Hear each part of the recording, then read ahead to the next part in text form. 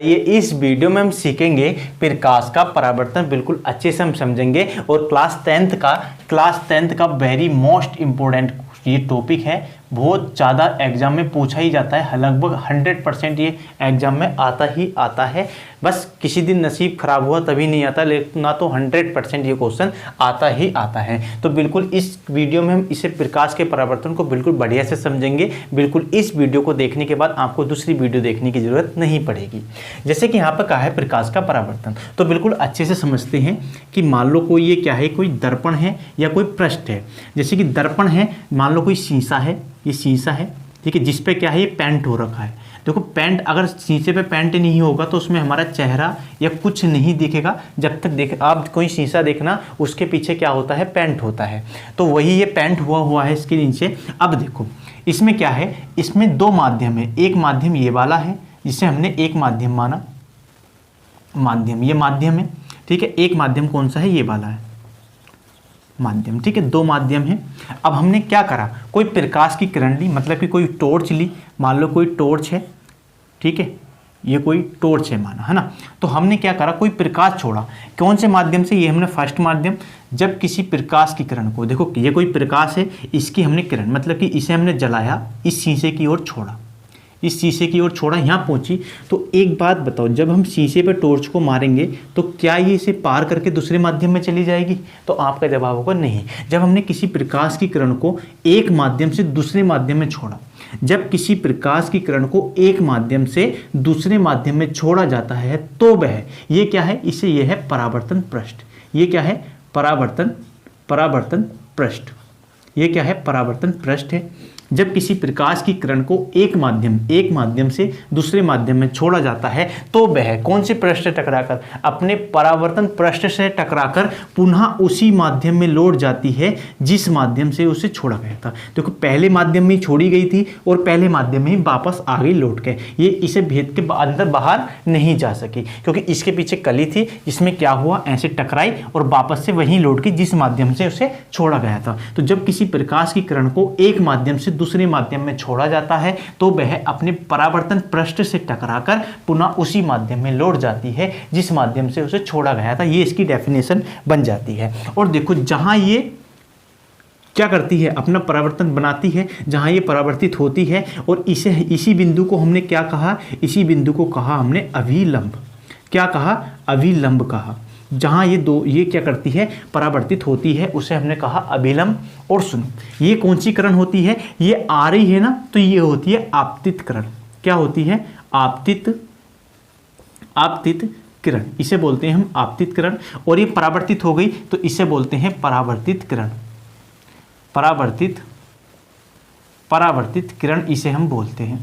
देखो सुन, ये आ रही है तो आपतित किरण, ये परावर्तित हो गई तो परावर्तित किरण। और इस कोण को क्या बोलते हैं, इसे बोलते हैं हम साइन आई। इसे बोलते हैं साइन आई और इसे बोलते हैं साइन आर। इसे क्या बोलते हैं, साइन आर बोलते हैं। इनके हम नाम की बात करें तो ये होता है आ रही, ये किरण क्या है, आ रही है, तो ये होता है आपतन कोण।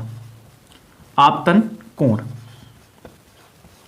कोण। और ये परावर्तित हो गई तो इसे बोलते हैं परावर्तन कोण, ठीक है। साइन आर को क्या बोलते हैं, साइन आर को बोलते हैं परावर्तन कोण, और साइन आई को बोलते हैं अपवर्तन कोण, ठीक है। क्या बोलते हैं, अपवर्तन कोण। ये आपने समझ लिया, सॉरी आपतन कोण बोलते हैं ना, आपतन कोण। अब देखो, जब किसी प्रकाश की किरण को एक माध्यम से दूसरे माध्यम में छोड़ा जाता है तो वह अपने परावर्तन पृष्ठ से टकराकर पुनः उसी माध्यम में लौट जाती है जिस माध्यम से उसे छोड़ा गया था। फिर करेंगे इसके नियम की बात। तो पहले इसकी डेफिनेशन लिख लेते हैं। तो देखो क्या होगी, परिभाषा हम जाने, परिभाषा तो बिल्कुल अच्छे से लिखेंगे, बिल्कुल जीरो लेवल से ही समझ रहे हैं। तो देखो, जब किसी प्रकाश की किरण को, जब किसी प्रकाश की किरण को एक माध्यम से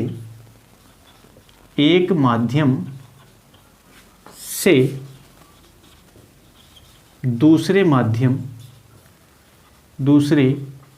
माध्यम में छोड़ा जाता है तो वह अपने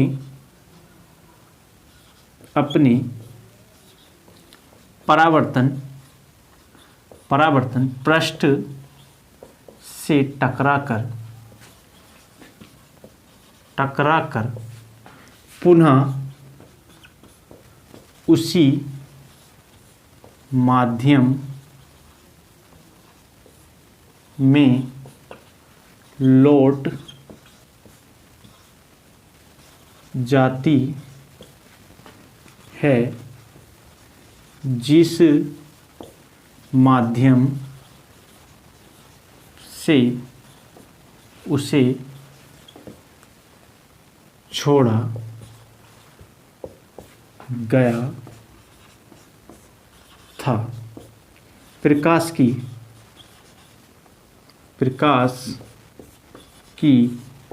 उसे छोड़ा गया था। प्रकाश की यह घटना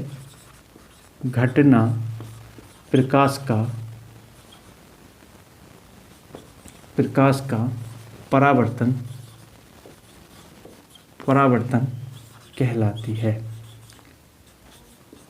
प्रकाश का परावर्तन कहलाता है।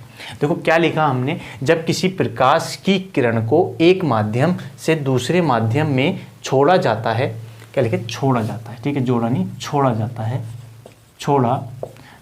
है तो वह अपने परावर्तन पृष्ठ से टकराकर पुनः उसी माध्यम में लौट जाती है जिस माध्यम से उसे छोड़ा गया था। प्रकाश की यह घटना प्रकाश का परावर्तन कहलाती है। ये हमारी डेफिनेशन बन जाती है, बड़ी ही प्यारी सी। अब इसके बाद हम समझेंगे कि इसके नियम क्या होते हैं। तो हम देखेंगे प्रकाश के परावर्तन के नियम को हम समझते हैं कि प्रकाश के परावर्तन के नियम क्या होते हैं। तो देखो प्रकाश के परावर्तन के कितने नियम होते हैं, तो प्रकाश के परावर्तन के 2 नियम होते हैं। क्या होते हैं, देखो यहाँ से समझते हैं। देखो अगर हम बात करें कि ये क्या है, इसका अभिलंब है। अब अभिलंब में क्या है, देखो आपतित किरण तथा परावर्तित किरण तथा अभिलंब क्या होते हैं, तीनों एक ही तल में स्थित होते हैं। पहला नियम बन जाता है, पहला नियम क्या बनता है, आपतित किरण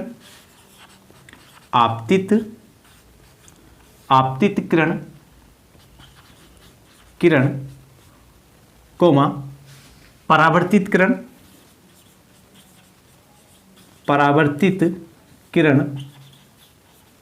किरण और अभिलंब, और कौन, अभिलंब।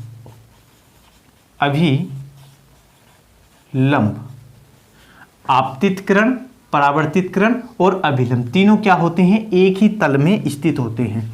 आपतित किरण तथा परावर्तित किरण और अभिलंब तीनों एक ही तल में स्थित होते हैं,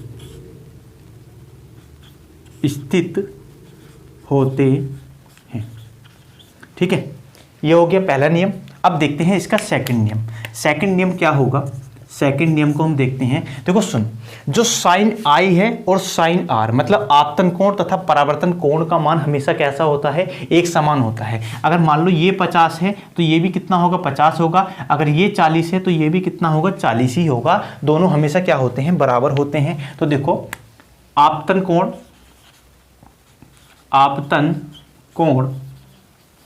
कोण तथा परावर्तन कोण सदैव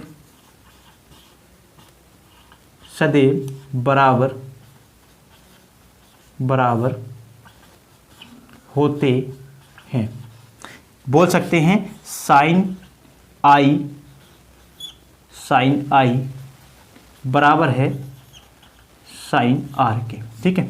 तो ये सीधा बोल सकते हैं आपतन कोण तथा परावर्तन कोण का मान हमेशा बराबर होता है, या आपतन कोण तथा परावर्तन कोण हम सदैव क्या होते हैं, बराबर होते हैं। इस तरह से आप लिख सकते हैं और हमारा प्रकाश का परावर्तन पूरी तरह कंप्लीट हो जाता है। 3 नंबर में ये क्वेश्चन आता है अगर इस तरह से आएगा। अगर डेफिनेशन के लिए आएगा तो आपका 2 नंबर में आता है। तो उम्मीद है आपको ये प्रकाश का परावर्तन जरूर समझ में आया होगा।